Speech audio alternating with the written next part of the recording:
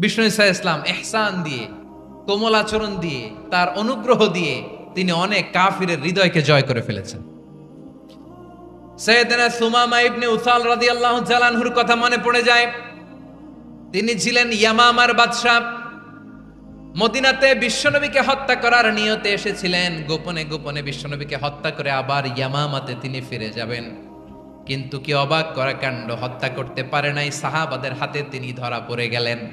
সাইয়েদনা সুমামা ইবনে উসাল রাদিয়াল্লাহু তাআলা আনহু হত্যার নিয়তে আসলেন, কিন্তু হত্যা করতে পারলেন না। সাহাবারা ওনাকে ধরে ফেললেন, ধরে মসজিদে নববীর পিলারের মধ্যে বেঁধে রাখলেন। সুমামা ইবনে উসাল, সিরাত থেকে শুনেন, সিরাত থেকে শোনাচ্ছি। রাদিয়াল্লাহু তাআলা আনহু ইয়ামামার অধিপতি ছিলেন। ইয়ামামা বিশ্বনবীকে হত্যার জন্য আসছেন, ধরা পড়ে গেছেন, এখন মসজিদে নববীতে বেঁধে রাখছেন, তার মানে বন্দী। তো এখন স্ট্যাটাস কি? বন্দী, ক্যাপটিভ। বিষ্ণু ঈসা ইসলাম সাহাবাদেরকে বললেন তার খোঁজ খবর নিও, সুমামা ইবনে উসালের খোঁজ খবর নিও। সাহাবারা বলেন, ইয়া রাসূলুল্লাহ, আপনাকে হত্যা করতে এসেছে, তার তো কঠিন ক্যাপিটাল পানিশমেন্ট হওয়া দরকার, কঠিন শাস্তি হওয়া দরকার। বিশ্বনবী বললেন, না, আমি যেটা জানি তোমরা সেটা জানো না, তোমরা সুমামার সাথে ভালো আচরণ করো। বিশ্বনবী সুমামার কাছে গেলেন। প্রথম দিন যে তিনি কালেমার দাওয়াত দিলেন, ইমানের দাওয়াত দিলেন, ইসলামের দাওয়াত দিলেন, রিসালাতের দাওয়াত দিলেন, আখিরাতের দাওয়াত দিলেন। পরের দিন যে বিশ্বনবী সালাতের দাওয়াত দিলেন, যাকাতের দাওয়াত দিলেন, ইসলাম কি, কিভাবে, কেমন করে পালন করতে হয় চমৎকার আর্টিকুলেট করতে শুরু করলেন। তন্ময় হয়ে সুমামা ইবনে উসাল রাদিয়াল্লাহু তাআলা আনহু বিশ্বনবীর কথাগুলো শুনতে আরম্ভ করলো। একদিন নয়, দুই দিন নয়, টানা 3 দিন বিশ্বনবী সুমামার কাছে ইসলামকে প্রেজেন্ট করেছেন, উপস্থাপন করেছেন। আওয়াজ করে বলেন, কয় দিন? 3 দিন। 3 দিন মসজিদে নববীতে বাঁধা। আর সাহাবীদেরকে বললেন তার খোঁজ খবর নিও, তোমরা যে রুটি বানাও এর মধ্যে সবচেয়ে ভালো আটার রুটিটা তারে দিও, সবচেয়ে রিফাইন্ড খেজুর, যেটা পিওর খেজুর, এটা তারে দিও। আর বিশ্বনবী নিজের উট থেকে দুধ দহন করে ওনার বাড়ির এক কর্মচারীকে বলেছেন, দুধ দহন করে সুমামার জন্য নিয়ে যেও। সুবহানাল্লাহ পড়বেন না? সবাই তো অবাক, ইয়ামামা থেকে আসছে নবীকে হত্যা করতে, বিশ্বনবী দেখে তারে জামাই আদর করে, তাকে মজার মজার খাবার দিও, দুধ দিও, আদর আপ্যায়ন করো। একদিন নয়, 2 দিন নয়, টানা 3 দিন বিশ্বনবী এভাবে সুমামার কাছে যেয়ে ইসলামকে প্রেজেন্ট করতে আরম্ভ করলেন, ইসলামকে উপস্থাপন করতে শুরু করলেন। আর তাকে চমৎকার এন্টারটেইনমেন্ট, আপ্যায়ন দিতে আরম্ভ করলেন। টানা 3 দিন যখন ইসলামের দ্য বিউটিজ অফ ইসলাম, ইসলামের সুমহান বাণী, সৌন্দর্য তার কাছে উপস্থাপন শেষ, তাকে আপ্যায়ন শেষ, বিশ্বনবী বললেন সাহাবাদেরকে, যাও এবার সুমামার হাতের পায়ের রশি দুটো খুলে দাও। তারা বললেন, ইয়া রাসূলুল্লাহ, কি বলেন আপনি? ও তো হত্যাকারী, সুযোগ পায় নাই, আপনারে মারতে পারে নাই, ছেড়ে দিলে আবার ও আপনার উপর তলোয়ার নিয়ে ঝাঁপিয়ে পড়বে। নবী, এই সিদ্ধান্ত আপনি নিতে যাবেন না। বিশ্বনবী বললেন, যেটা বলেছি সেটা করো, সুমামার রশিগুলো ছেড়ে দাও, সুমামার হাতে পায়ের রশিগুলো যে তোমরা খুলে দাও। সাহাবারা তর্ক জুড়ে দিলেন, লা ইয়া রাসূলুল্লাহ, এমনটা করবেন না, তো ভয়ঙ্কর, ভয়ঙ্কর খুনি, কি জানি কি হয়ে যায়। বিশ্বনবী বললেন, না, তার হাতে পায়ের রশিগুলো খুলে দাও। সাহাবারা বিশ্বনবীর কথা মতো তার হাতে পায়ের রশিগুলো খুলে দিল। সুমামা মুহূর্তের মধ্যে মসজিদে নববী থেকে বের হয়ে ইয়ামামায় ফিরে না যে মসজিদে নববীর পাশে একটা খেজুর বাগান ছিল, সেখানে চলে গেলেন। সেখানে একটা ছোট্ট কুয়া ছিল, কুয়ার পানি দিয়ে তিনি গোসল করলেন। সুবহানাল্লাহ পড়েন। কুয়ার পানি দিয়ে গোসল করে মসজিদে নববীর সামনে এসে বিশ্বনবী এবং সাহাবাদের সামনে দাঁড়িয়ে সাব্বাবা উঁচু করে বললেন, আশহাদু আল্লা ইলাহা ইল্লাল্লাহ ওয়া আশহাদু আন্না মুহাম্মাদান আবদুহু ওয়া রাসূলুহু। আল্লাহু আকবার। আমি সাক্ষ্য দিচ্ছি আল্লাহ ছাড়া কোনো ইলাহ নাই, আর মুহাম্মদ আল্লাহ তাআলার প্রেরিত বান্দা এবং রাসূল। প্রিয় ভাইয়েরা, ইহসান দিয়ে যা জয় করা যায়, কঠোরতা দিয়ে সেটা কঠিনকালেও জয় করা যায় না। আওয়াজ করে বলেন, ঠিক কি না?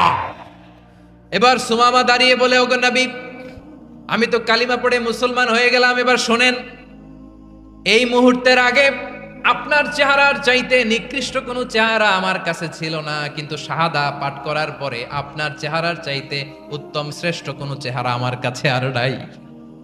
ও নবী, আজকের দিনের আগে ইসলাম ধর্মের চেয়ে নিকৃষ্ট অপছন্দনীয় কোনো ধর্ম আমার কাছে ছিল না, কিন্তু এই মুহূর্ত থেকে ইসলামের চেয়ে সেরা শ্রেষ্ঠ পছন্দনীয় কোনো ধর্ম আমার কাছে নাই।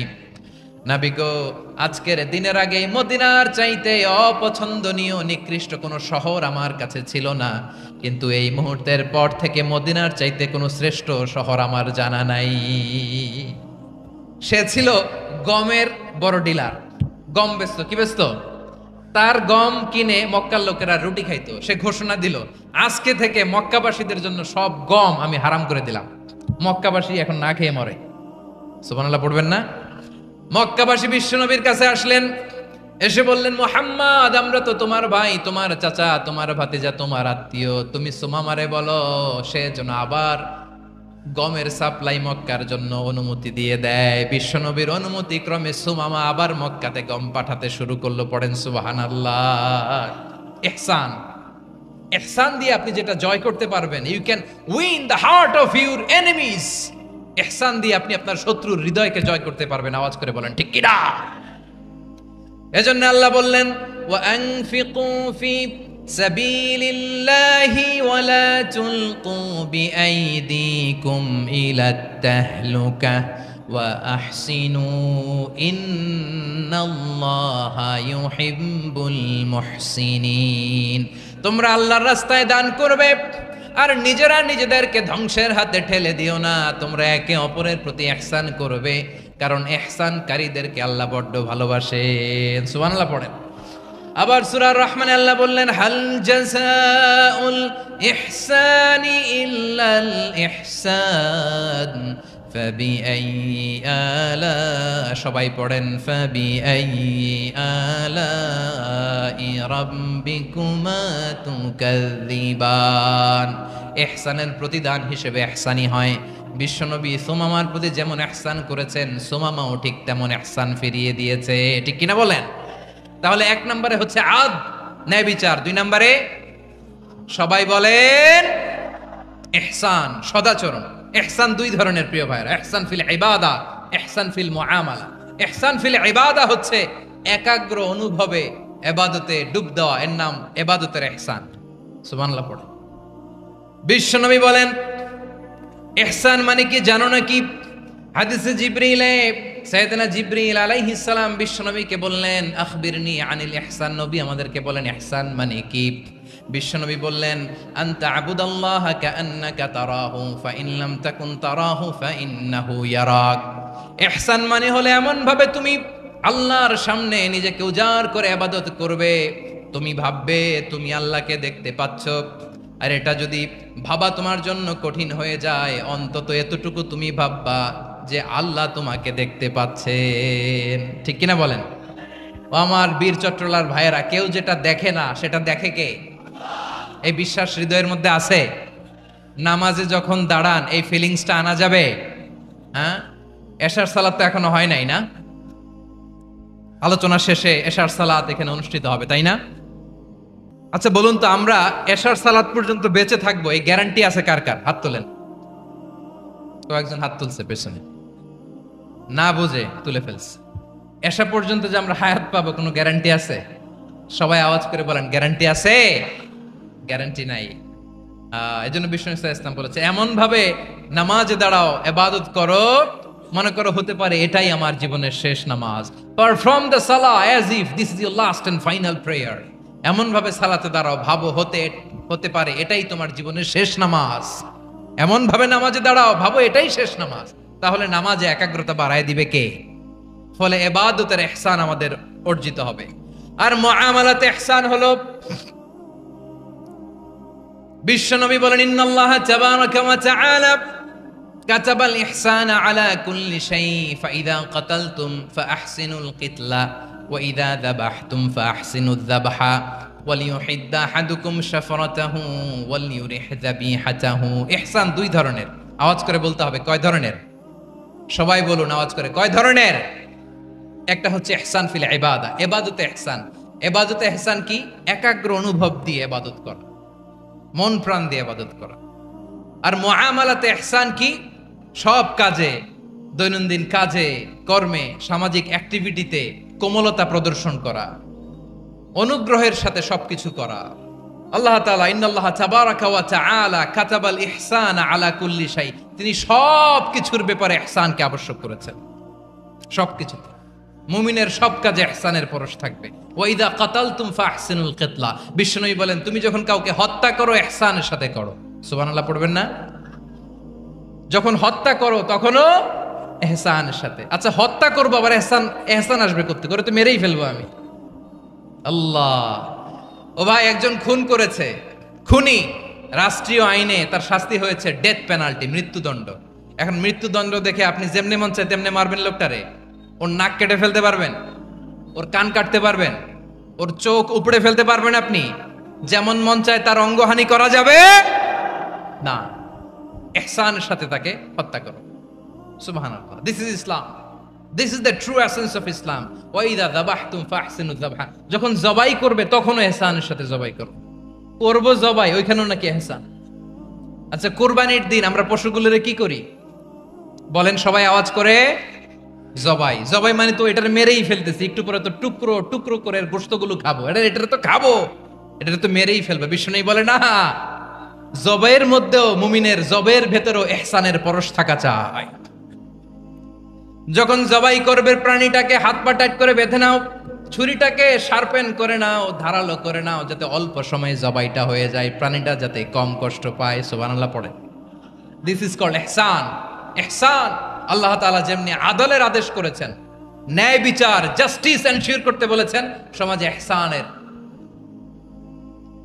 ব্যবহার, ইহসানের অনুশীলন তিনি করতে বলেছেন। এজন্য মুমিনের প্রতিটি কাজে, আমার চট্টগ্রামের ভাইয়েরা আমার দিকে তাকান, খেয়াল করে শুনুন, মুমিন জীবনের প্রতিটি কাজে ইহসানের পরশ থাকা চাই।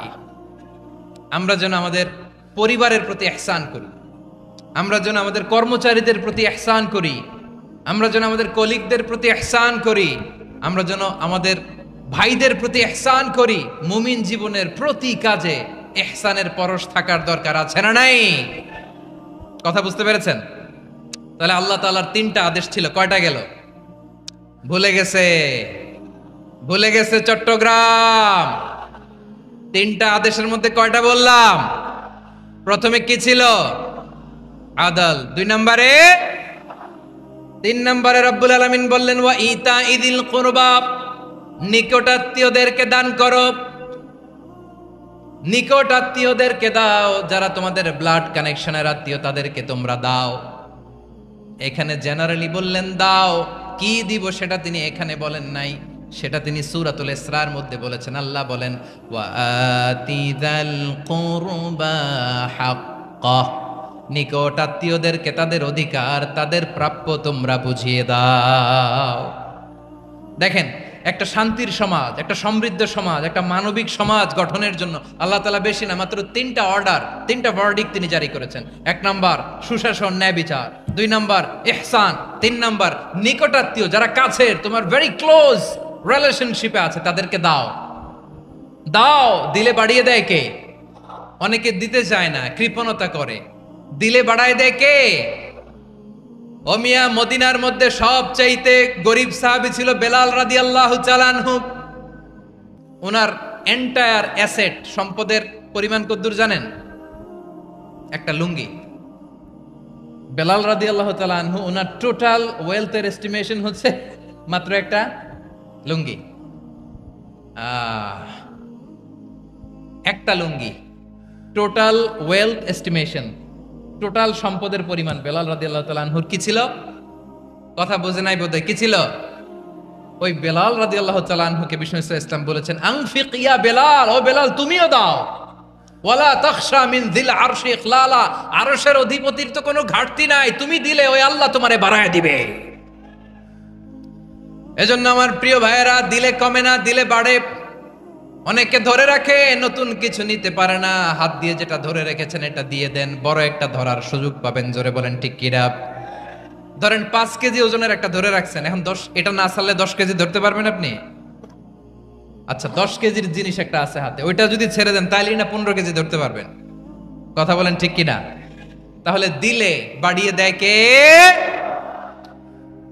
রব্বুল আলামিন বললেন 3 নাম্বার আদেশ হলো তোমাদের প্রতি সমাজটারে কেমন করে মানবিক সমাজ, সুন্দর সমাজ গড়বা। 3 নাম্বার আদেশ হলো ওয়া আতিদাল কুরবা হাক্কা, নিকটাত্মীয়দেরকে তাদের প্রাপ্য বুঝিয়ে দাও। এই নিকটাত্মীয়দেরকে তাদের অধিকার বুঝিয়ে দেওয়া, প্রাপ্য বুঝিয়ে দেওয়াতে আমাদের গাফলতি আছে না নাই?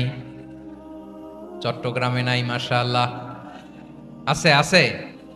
অনেকে দেখবেন অনেক আল্লাহওয়ালা তাহাজ্জুদ গুজার, সেজদা দিতে দিতে কপালে কালো দাগ ফেলে দিছে, সে তার বোনের হকটা আদায় করে নাই। আছে না নাই? হ্যাঁ, এখানেও আছে। সর্বনাশ। অনেক বড় হাজী সাহেব, বিশাল লম্বা দাড়ি, ছেলেরে সব দিয়ে দিছে, মেয়েরে কিছু দেয় নাই, মেয়ের হক আদায় করে নাই। আছে না নাই? এই হাজী সাহেবেরা, এই আল্লাহওয়ালারা কিয়ামতের ময়দানে আটকে যাবে। আপনি অন্যের অধিকার নষ্ট করেছেন, তাদের রাইটস কে ভায়োলেট করেছেন। এজন্য আল্লাহ তাআলা বলেন, কারো অধিকার যদি কেউ নষ্ট করে, ওই সমাজটা মানবিক সমাজ কঠিনকালেও হতে পারে না। এজন্য 3 নম্বর আল্লাহ বললেন ওয়া ইতা ইদিল কুরবা, নিকটাত্মীয়দেরকে দাও। কি দিবা? তাদের অধিকার দিয়ে দাও। বোনের অধিকার বুঝিয়ে দাও, মেয়ের অধিকার বুঝিয়ে দাও, ফুফুর অধিকার বুঝিয়ে দাও। দেখবেন অনেক মায়েরা ছেলের পাতে মুরগির রান দেয়, মেয়ের পাতে দেয় মুরগির ঠ্যাং। এরকম আছে না নাই? ছেলেরা কি দেয়? মুরগির। মেয়ের পাতে কি দেয়? তো মেয়ের কি মুরগির রান খেতে মনে চায় না? মনে চায় না? এমনটা করা যাবে না। নিকটাত্মীয়দেরকে অধিকার দিয়ে দাও, নিকটাত্মীয়ের সাথে সুসম্পর্ক রাখো। আদেশটা কার?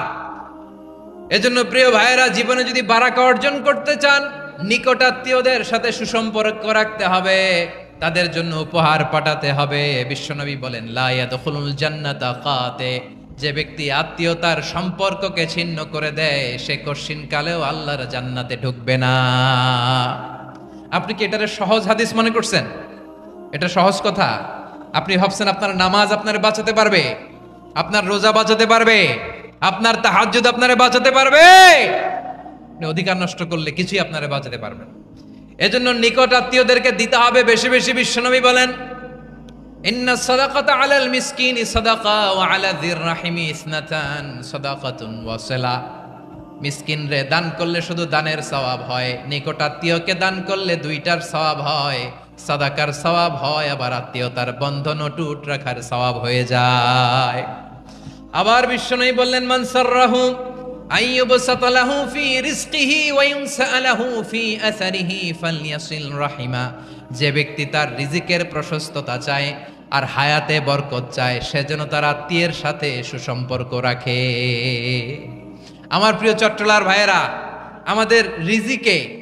আমাদের রিজিক বাড়ুক, এটা আমরা চাই কি চাই না? সবাই চান? হ্যাঁ, আমাদের রিজিকে প্রশস্ততা আসুক, চাই কি চাই না? আমাদের হায়াতে বরকত আসুক, আমরা চাই কি চাই না? এই 2টা যদি চান, তাহলে নিকটাত্মীয়দের সাথে সুসম্পর্ক রাখবেন, পারবেন? তাহলে সমাজটারে মানবিক সমাজ বানায় দিবে কে? এই পৃথিবীতে নাস্তিকদের চেয়ে কপাল পড়ার দ্বিতীয় কেউ নাই। ওরা কাউরে ডাকতে পারে না। যে হিন্দু মন্দিরে যায়, সে ওই হিন্দুর চেয়ে ভালো যে মন্দিরে যায় না। কারণ সে মন্দিরে যে কারো না কারো কাছে কিছু চায়, কিছু বলে, ঠিক কিনা? যেই খ্রিস্টান চার্চে যায়, সে ওই খ্রিস্টানের চেয়ে ভালো যে চার্চে যায় না। যে ইহুদি সিনাগগে যায়, সে ওই ইহুদির চেয়ে ভালো যে সিনাগগে যায় না। কারণ সে যা কিছুর কাছেই হোক না কেন, যে কাঁদে, মানে সুখ দুঃখ প্রকাশ করার একটা জায়গা আছে। কিন্তু নাস্তিক কারে ডাকে? ও তো বলে কেউই নাই, তো ডাকবে কারে? ঠিক কিনা বলেন? হ্যাঁ, একা একা নাস্তিকরা একা একা যখন থাকে, জীবন মরণ নিয়ে যখন তারা চিন্তা করে, ওদের দম বন্ধ হয়ে আসে। আপনি জানেন, ওদের দম বন্ধ হয়ে আসে। আর তার বিপরীতে আমরা কখনো হতাশ হই না, নিরাশ হই না। আমরা ভরসা রাখি একজনের উপর, তিনি কে? কোরআনের প্রতিটা বাণী আমাদের জন্য মোটিভেশন, ইন্সপিরেশন। সুবহানাল্লাহ পড়ে। কোরআন আপনাকে বলে লা তাহজান ইন্নাল্লাহা মা'ানা, ভয় পেও না, আল্লাহ আমার সাথে আছে। বিপদে পড়লেই আপনি বলবেন যে আল্লাহ আমার সাথে আছে। আমি একটা স্ট্যাটাস শেয়ার করেছি ফেসবুকে যে মনকে তুমি বুঝিয়ে বলো আল্লাহ আছে আমার সাথে।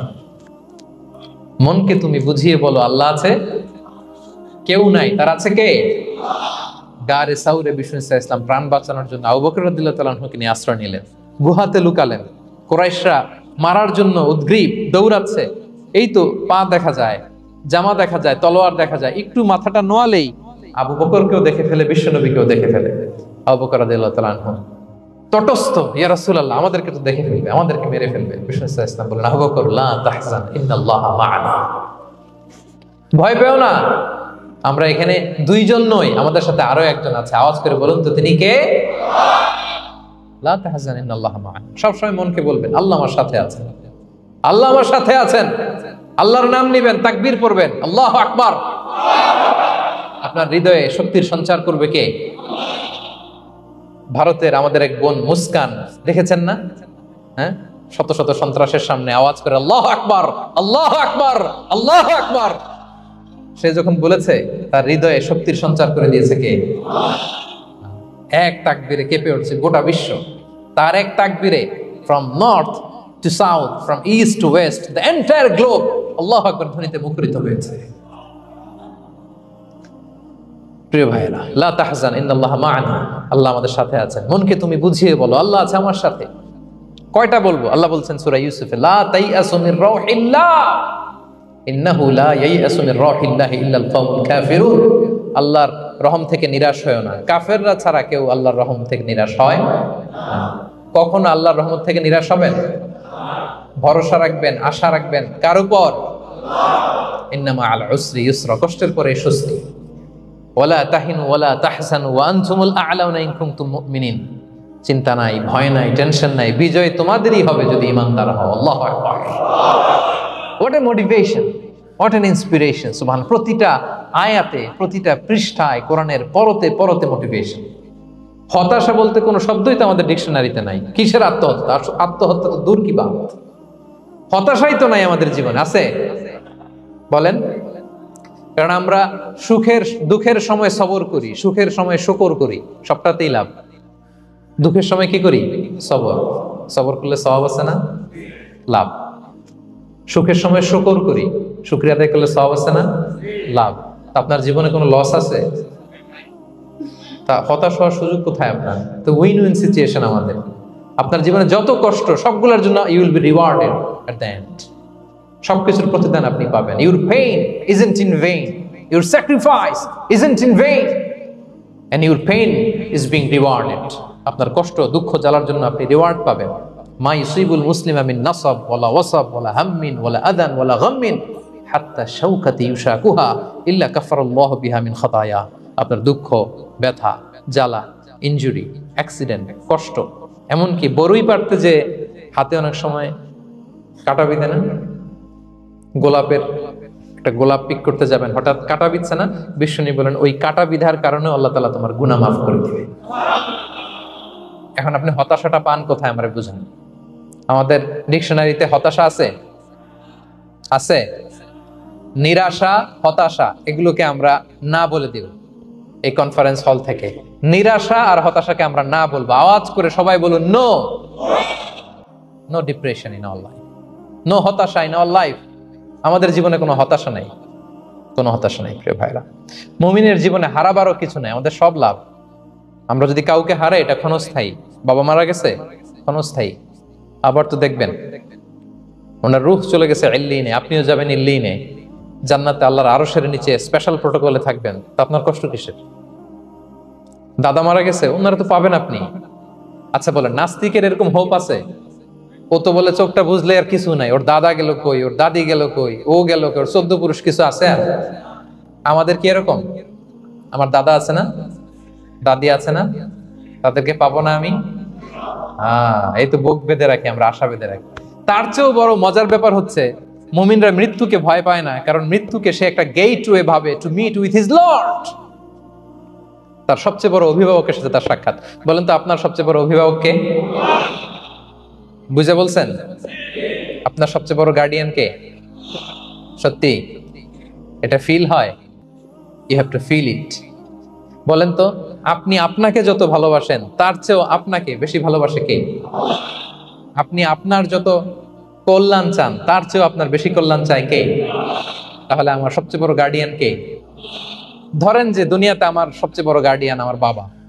কোনোদিন তার সাথে আমার দেখা হয় না, আমার বাবার সাথে। অনেক বছর পরে শুনলাম আমার বাবা আমেরিকাতে থাকে, তো আমি আমেরিকাতে যাব, বাবার সাথে সাক্ষাৎ হইতে ভালো লাগবে না আপনার? তো আল্লাহ তাআলা আপনার ক্রিয়েটর, ইউর মাস্টার, তিনি আপনার সবচেয়ে বড় অভিভাবক, তার সাথে দেখা করতে যাবেন, ওটার মাধ্যমেই তো মৃত্যু। তো এই মৃত্যুরে আমরা ডরাই, মৃত্যুকে আমরা ভয় পাই, আমরা তো শহীদি তামান্না নিয়ে ঘুরে বেড়াই। মুমিনরা কখনো ভয় পায় না, হতাশ হয় না, আশাবাদী হয়। Hopeful, B hopeful, B optimistic. আপনার হারাবার কিছু নেই প্রিয় ভাইরা। তাহলে 9 নাম্বার হচ্ছে বিশ্বাসীরা সবসময় হোপফুল হয়, সবসময় আপনি আশাবাদী হবেন। বিষ্ণু ইসলাম বলেন সবসময় আশাবাদী হও, এবং বিষ্ণু বলেছেন আল্লাহর ব্যাপারে বান্দা যেরকম আশা করে আল্লাহ তাআলা তার সাথে ঠিক তেমন আচরণ করে।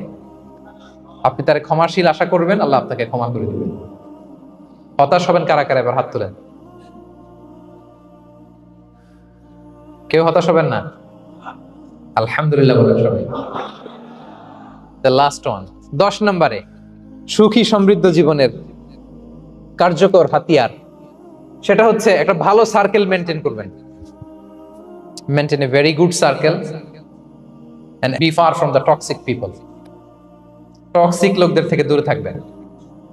কথা বুঝতে পেরেছেন? ভালো একটা সার্কেল মেনটেন করবেন, যারা সব সময় খারাপ কথা বলে, খারাপ চিন্তা করে, নেগেটিভিটি ছড়ায়, অন্যের গীবত শিকায়াত, এর কথা ওর কানে, ওর কথা এর কানে লাগে, এরকম কিছু আল্লাহর বান্দা আছে না নাই? Avoid those guys. এই টক্সিক পিপলদের থেকে দূরে থাকেন, ভালো একটা সার্কেল মেনটেন করেন, ইউল বি হ্যাপি। বন্ধু জীবন অনেক গুরুত্বপূর্ণ, বন্ধু নির্বাচন গুরুত্বপূর্ণ। ভালো ফ্রেন্ড নির্বাচন করুন, ভালো সার্কেল নির্বাচন করুন, এমন লোককে বন্ধু বানান যাকে দেখলে আল্লাহর কথা স্মরণ হয়। এমন লোককে বন্ধু বানাবেন যাকে দেখলেই রাসূলের কথা স্মরণ হয়। আর আল্লাহর কথা স্মরণ হলেই আপনার হৃদয়টাকে প্রশান্তি দিয়ে ভরে দিবে কে? প্রশান্তি দিয়ে ভরে দিবে। আল্লাহর স্মরণেই আছে প্রশান্তি, খেয়াল রাখবেন। মূল শান্তি প্রশান্তির মূল হচ্ছে আল্লাহর স্মরণ। মূল কি? আল্লাহ বলেন আলা বিযিকরিল্লাহি তাতমাইন্নুল কুলুব। জেনে রাখো, কোনো কিছু দিয়ে তোমার অন্তর প্রশান্ত হয় না, অন্তর প্রশান্ত হয় একটা সত্তার নামে, সেটা হচ্ছে আল্লাহ। সেটা কি? আওয়াজ করে আল্লাহকে ডাকেন, বলেন আল্লাহ। প্রাণ ভরে হৃদয় থেকে ডাকেন, বলেন ইয়া আল্লাহ, ইয়া আল্লাহ, ইয়া আল্লাহ। আলা বিযিকরিল্লাহি তাতমাইন্নুল কুলুব। জেনে রেখো, নিশ্চয়ই আল্লাহর জিকিরে, আল্লাহর স্মরণে হৃদয় প্রশান্ত হবে। পৃথিবীর কোনো কিছু দিয়ে আপনার হৃদয় প্রশান্ত হবে না, আল্লাহর জিকিরে প্রশান্ত হবে। অন্য আয়াতে আল্লাহ বলছেন ওমান আ'রাদা আন যিকরি ফাইন্না লাহু মাঈশাতান দানকা ওয়া নাহশুরুহু ইয়াওমাল কিয়ামাতি আ'মা ক্বালা রাব্বি লিমা হাশারতানি আ'মা ওয়া ক্বাদ কুনতু বাসীরা ক্বালা কাযালিকা আতাতকা আয়াতুনা ফানাসিতাহা ওয়া কাযালিকাল ইয়াওমা তুনসা। আল্লাহ বলেন যে আমার স্মরণ করে না, আমার স্মরণ থেকে মুখ ফিরিয়ে নেয়, তাকে আমি দুর্বিষহ জীবন দিব। কিয়ামতের দিন তাকে অন্ধ করে উঠাবো, সে কাঁদবে, বলবে আল্লাহ দুনিয়াতে তো আমার চোখ ছিল, আমাকে এখন অন্ধ বানালে কেন? আল্লাহ বলবে পৃথিবীতে আমার স্মরণ থেকে তুমি গাফেল ছিলা, আমার আয়াত থেকে নিদর্শন দেখলে চেহারা ফিরিয়ে অন্যদিকে গিয়েছ, তাই আজকে আমি তোমার থেকে চেহারা ফিরিয়ে নিলাম, তোমাকে অন্ধ বানিয়ে দিলাম। তাহলে সুখ শান্তির আসল রহস্য হচ্ছে আল্লাহর স্মরণ। সুখ এবং সমৃদ্ধির আসল রহস্য কি? আল্লাহর স্মরণ। ডিপ্রেশন আপনার পায় কেমন? হ্যাঁ, ডিপ্রেশন কি জানেন? আপনার আর আপনার রবের দূরত্বকে ডিপ্রেশন বলে। ডিপ্রেশন কাকে বলে জানেন? আপনার আর আপনার খোদার মধ্যে যে দূরত্ব, এটার নাম, সবাই বলবেন, আপনার আর আপনার স্রষ্টার মাঝে যে দূরত্ব, এটার নাম ডিপ্রেশন। আল্লাহর সাথে যদি আপনার দূরত্ব থাকে, আপনার ডিপ্রেশনও বড়। যদি দূরত্ব না থাকে, নো ডিপ্রেশন, কোনো ডিপ্রেশন আপনার নাই। সুবহানাল্লাহ পড়েন। তাহলে ডিপ্রেশন ঘুচাবার পরশ পাথর হচ্ছে আল্লাহর স্মরণ। আপনার আর আপনার রবের মাঝে দূরত্বের নাম ডিপ্রেশন। আমাদের সাথে আমাদের রবের দূরত্ব নাই, ফলে আমাদের ডিপ্রেশনও নাই। আমরা যেন আল্লাহ তাআলার সাথে সম্পর্কটাকে, বন্ডেজটাকে মজবুত করি। আল্লাহ যার হয়ে যায়, গোটা দুনিয়া তার হয়ে যায়। ঠিক কিনা বলেন?